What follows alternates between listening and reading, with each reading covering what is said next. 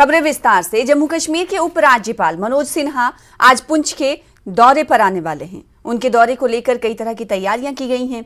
जिला प्रशासन की तरफ से नगर की सभी खस्ताहाल सड़कों की मरम्मत का काम भी कर लिया गया है। यहाँ पुंछ डिस्ट्रिक्ट के अंदर जो भी रोडें थी पहली बनाई हुई या PWD ने या ग्रिप ने, तो कोई इसकी देखभाल नहीं थी। बड़े बड़े खड्डे पड़ते हैं, जब बारिश होती है स्लाइडिंग पड़ते हैं, तो आज बहुत बुरी कंडीशन थी। तो आज हमने सुना हमारे गवर्नर साहब यहाँ तशरीफ ला रहे हैं कि उनकी वजह से तमाम जितने खड्डे हैं रेता बजरी डाल के, तो ये इंतज़ामिया जो भी हैं वो ठीक कर चुके हैं। हम बहुत इस चीज़ की खुशी मानते हैं कि हमारे साहब आने वाले अगर ना आते तो इधर बहुत दुश्वार रात को अंधेरे में चलने में भी, और ये ट्रैफिक जाम बहुत होती है। देख रहे हो कि कल IGG पुंछ में आ रहे हैं।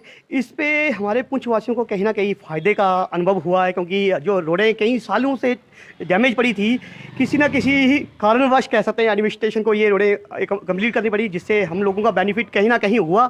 हम चाहते हैं ये जो रोडों का जो कंस्ट्रक्शन हुई है ये रेगुलर ऐसे होती रहे।